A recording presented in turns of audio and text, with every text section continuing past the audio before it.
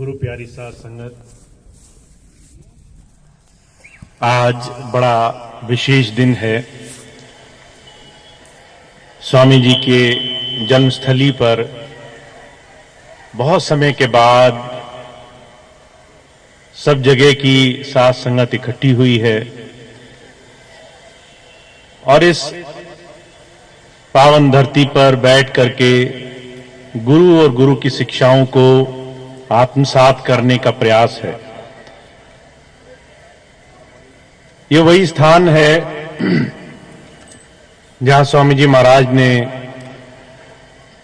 गुरु धारण किया, संत मत की शुरुआत की,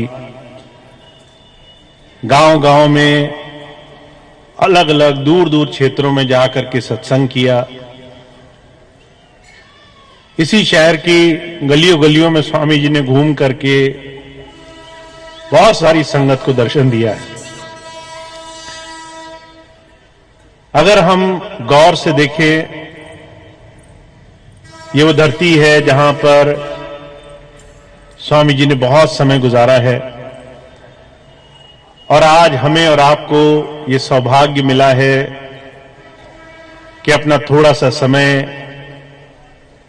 गुरु की याद में, गुरु के स्थान पर बैठकर गुजारे।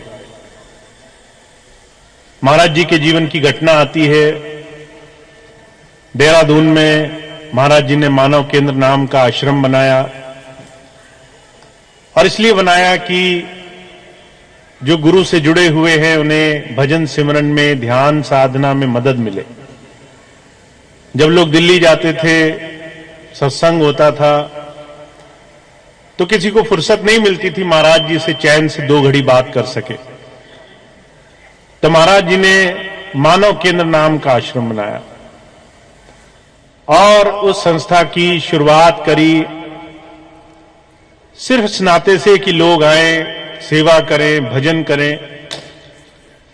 और बड़ा सख्त नियम था महाराज जी का। जब भी कोई डेरे जाता था तो 2 ही काम थे, सेवा करो, भजन करो। सुबह और शाम भजन पे बिठाते थे महाराज जी। दूर दूर से, विदेशों से भी संगत आया करती थी। एक बार एक भाई आया, सेवा खत्म हुई, महाराज जी की बीच में कोठी थी, उसके किनारे बैठ करके भजन कर रहा था। महाराज जी दौरे पे निकले, घूमते घूमते उधर आए, उससे कहने लगे ध्यान अच्छा बनाना हो, यहां पास में एक पेड़ है, उसके नीचे जाके बैठो। क्या कारण था कुछ पता नहीं। वो भाई बिल्कुल साफ मन से अगले दिन वहां भजन पे बैठा जाके, और उस दिन उसे भजन में बड़ी अच्छी खुमारी मिली, मदद मिली, बैठते ही ध्यान लग गया। उसको बड़ा आश्चर्य हुआ। जगह एक ही है, स्थान एक ही है, आश्रम एक ही है, महाराज जी का एक खास स्थान बताने का कारण क्या है। वो महाराज जी के पास गया, महाराज जी से पूछा, महाराज जी आपकी कोठी और पेड़ के नीचे में क्या अंतर है। महाराज जी कहने लगे, उस पेड़ के नीचे आज से कई वर्ष पहले एक संत ने आकर के रात गुजारी थी। वर्षों पहले कोई अंतर जुड़ा हुआ महापुरुष किसी स्थान पर घड़ी भर के लिए रह गया, वर्षों बाद भी उसकी उस तपस्या का, उस अभ्यास का असर वैसी कमाई करने वाले को मिल सकता है अगर आप सही तरीके से सही साधन में जुटे हैं। हमें स्वामी जी महाराज ने ऐसे अनगिनत साधन बख्शे हैं। कभी हमारे घर में आए, कभी हमारे नजदीक बैठे, कभी अपने नजदीक बुलाया। और ये तमाम साधन जब किसी जीव को मिल जाते हैं तो उसका सबसे बड़ा असर आपकी अंतर की कमाई पर होता है, अंतर साधना पर होता है। अगर आप अंतर साधना में, अगर गुरु की बात को समझ करके ध्यान में जीवन गुजार रहे हैं तो हुजूर कहा करते थे, संतों महापुरुषों की बहुत बड़ी देन होती है कि वो अपना सानिध्य देते हैं, अपना साथ देते हैं, अपनी नजदीकी, अपना परिवेश किसी जीव को देते हैं। बहुत से भाई बहन ऐसे हैं जिन्हें स्वामी जी ने पास बुला बुला करके घंटों बिठाया, चाहे उन्होंने भजन किया नहीं किया, पर उनको बड़ा साथ दिया। जब कोई महापुरुष अपने जीवन में किसी के साथ जुड़ता है, चाहे वो भौतिक रूप में ही किसी के साथ किसी भी तरीके से साधन करे, तो उसका लाभ तब मिलता है जब हम उसी महापुरुष के दिए हुए साधन को जीवन में अपना लेते हैं। आज इस समय में संसार बड़ी भारी विडंबना में डूबा हुआ है। लोग गुरु और शिष्य की परंपरा को बड़ा भौतिक रूप में देख रहे हैं। गुरु ये है, गुरु वो है, गुरु की बात ऐसी होनी चाहिए, वैसी होनी चाहिए। पर जो कहा करते थे, संसार में जहां तुम्हें इस बात का अंदाजा नहीं है कि अगले पल क्या हो जाएगा, जहां तुम इस बात पर जरा सी भी समर्थता नहीं रखते कि तुम्हारा आने वाला दिन कैसे गुजरेगा, तुम्हारा कल का दिन कैसे जाएगा, चाहे तुम हजार मन में कल्पनाएं करो, हजार मन में दुनिया की तमाम चीजों का ताना बाना बुन लो, फिर भी तुम्हें एक पल का अंदाजा नहीं कि अगली घड़ी कैसे गुजरने वाली है। ऐसे में संसार माफ करना लाख कोशिश भी करे, तब भी संतों महापुरुषों की सच्ची समझ, उनकी सच्ची शिक्षा को भौतिकता के आधार पर नहीं जान सकता। संत आते हैं सिर्फ और सिर्फ एक काम करने के लिए, और वो है आपको आपके जीवन के स्रोत के साथ, आत्मबोध के साथ जोड़ दें। और बहुत कम भाग्यशाली जीव होते हैं जो गुरु के पास इस बात को समझ करके अपना समय गुजारते हैं। गुरु गोविंद सिंह जी महाराज से एक बार पूछा गया कि महाराज, आपके तो इतने समर्पित सेवादार हैं, आपकी एक बात पर अपना सब कुछ लुटाने को तैयार रहते हैं, तो आप इतने में लोगों में किसको सच्चा शिष्य कहोगे? गुरु गोविंद सिंह जी महाराज कहने लगे, मेरी इतनी बड़ी संगत में सिर्फ 5 भी ऐसे निकल जाएं जो गुरु की बात को समझते हो तो बहुत बड़ी बात है। ऐसे समय में जब संसार में हाहाकार मचा था, गुरु गोविंद सिंह जी महाराज का हर एक शिष्य उनके लिए जान तक निछावर करने को तैयार था। तभी गुरु महाराज को यह कहना पड़ा कि सच्चा शिष्य वो सिर्फ बाहरी भौतिकता के आधार पर नहीं बन सकता। अंतर में जोड़ना, अंतर से हमें लगाना और जीते जी समय में उसके लिए अपने जीवन में सारे साधन कर लेना, ये वो रास्ता है जिससे हम किसी महापुरुष के पास जाते हैं। आज के समय में गुरु की शिक्षा को, गुरु की इस तालीम को अपने जीवन में व्यवहारिकता में कैसे शामिल करें, यह बहुत बड़ा प्रश्न है।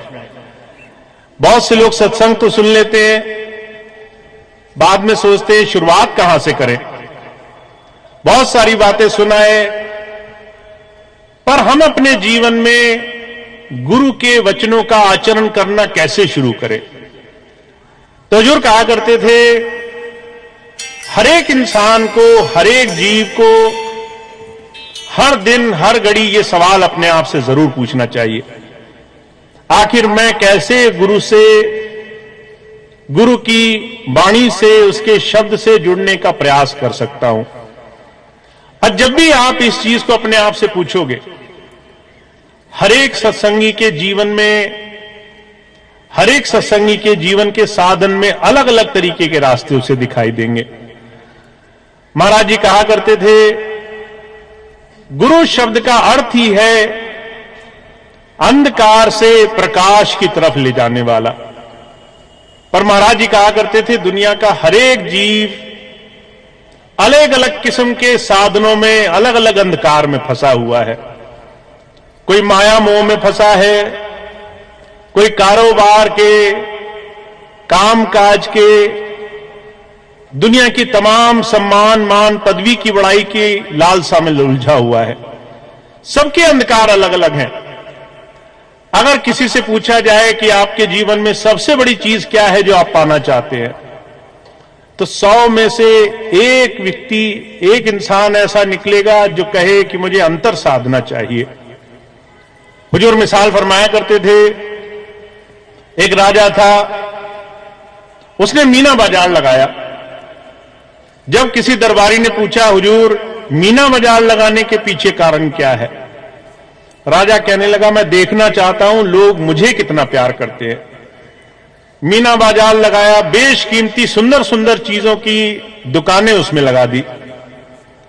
सारे दरबार में घोषणा करी, आप उस बाजार में आओ, जो चीज मांगनी है, जो अच्छी लगे वो ले जाओ, एक बार में एक चीज ले जा सकते हो।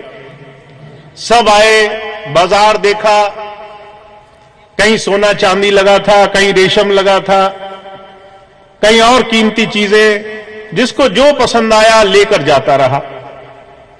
उसी दरबार में, उसी बाजार में एक किनारे राजा बैठा था। कोई राजा तक पहुंचा ही नहीं। सब जो है दुनिया की तमाम वस्तुएं ले लेकर के लौटते रहे। एक छोटी सी बच्ची आई, सबको देखती थी, ये भी अच्छा है, ये भी अच्छा है, ये भी अच्छा है। जब आखिर में पहुंची, राजा को देखा, लोगों से पूछा, ये कौन है? कहने लगे राजा है। लड़की ने पूछा, इस राजा को ये सारी चीजें राजा की हैं? जब लोगों ने कहा, हां ये दुनिया की सारी चीजें जो तुम देख रही हो इस बाजार में, इस राजा की ही बनाई हैं, इस राजा की ही लगाई हुई हैं। लड़की गई,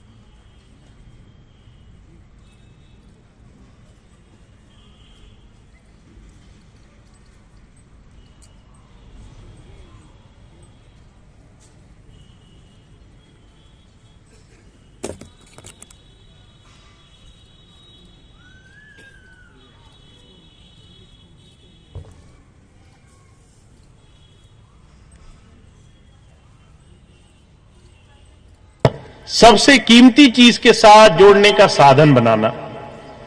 और ये काम आप सिर्फ संतों के, महापुरुषों के सानिध्य में बैठ करके जीते जी ही कर सकते हैं।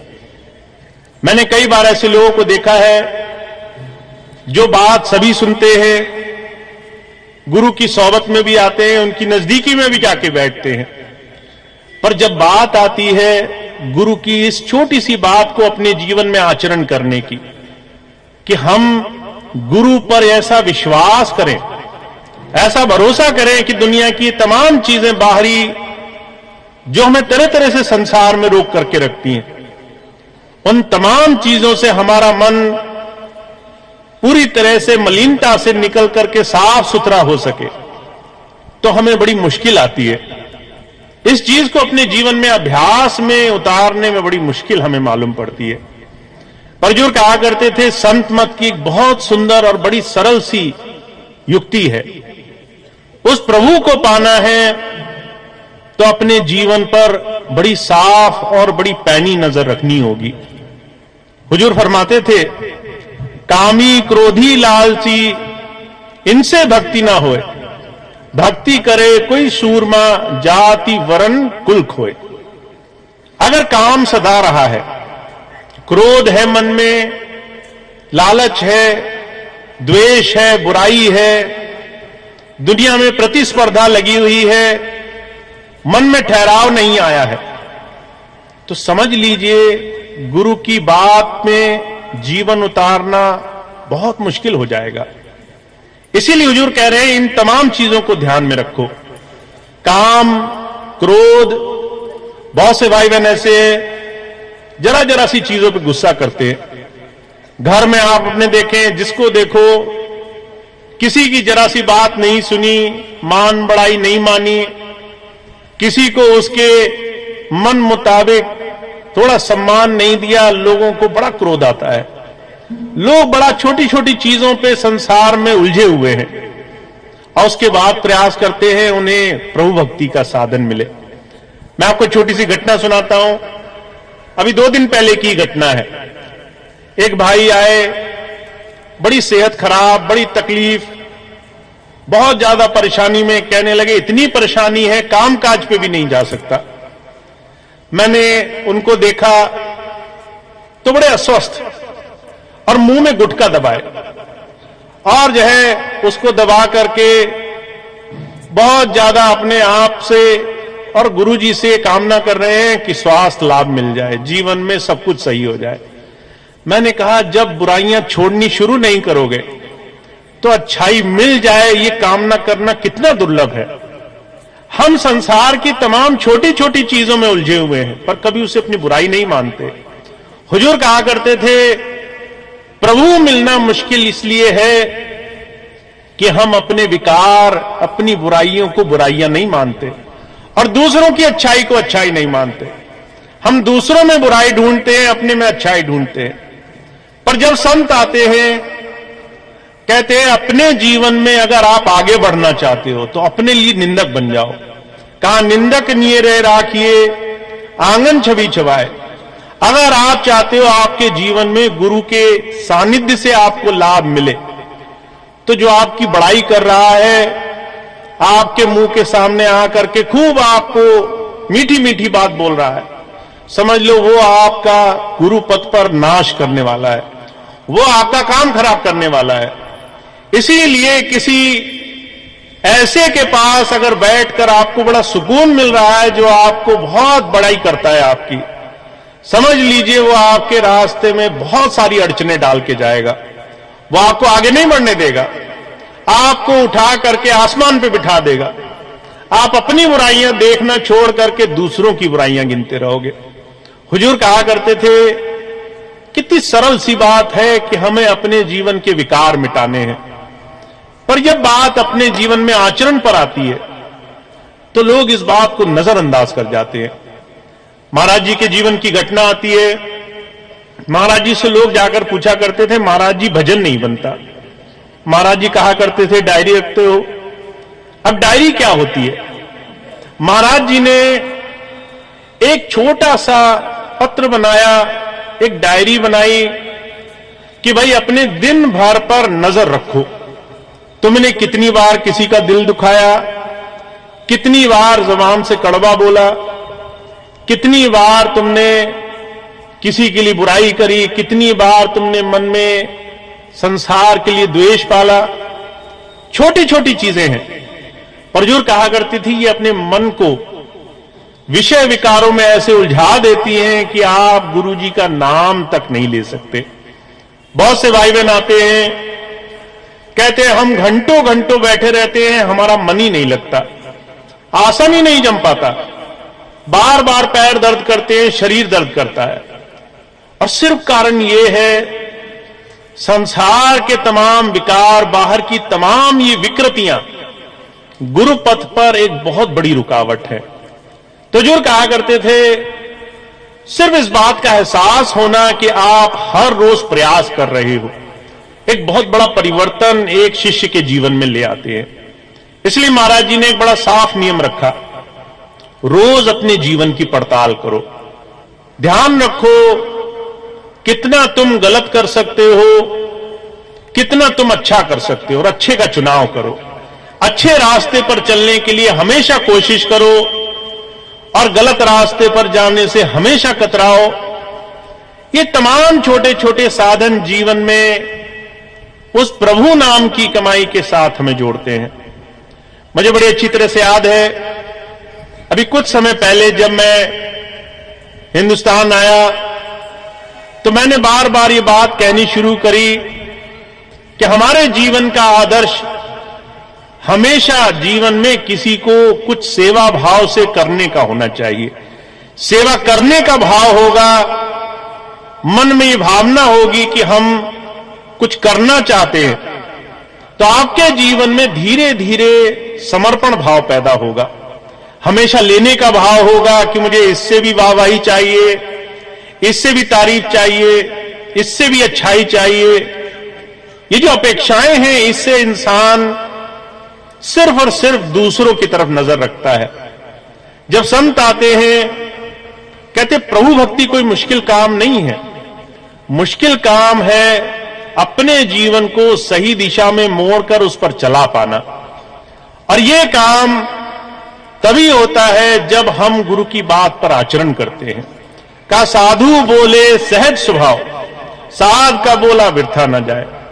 संत सिर्फ सहज स्वभाव से हमें जीवन में कुछ ऐसे आसान से तरीके बताने के लिए आते हैं जिससे जीवन सुखमय हो जाए, जिससे जीवन के तमाम परेशानियां और तकलीफें हमारे जीवन के इस बाहरी साधन से धीरे धीरे छूटने लग जाएं और हमें अंतर में वो प्रेरणा मिले जिससे हम गुरु नाम के सहारे जीवन काटना शुरू करें।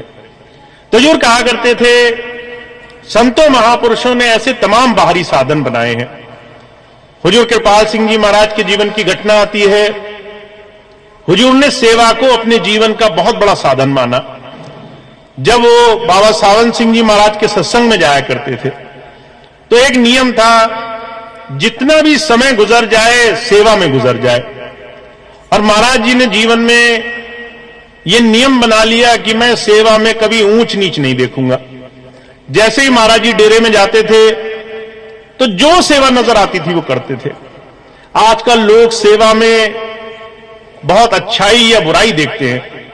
सेवा में देखते हैं कितनी सेवा वो ऊंचे स्तर की है, जहां नाम मिलेगा, बड़ाई मिलेगी, वरना उस सेवा को करने से क्या फायदा, उस सेवा में तो कुछ मिल नहीं रहा।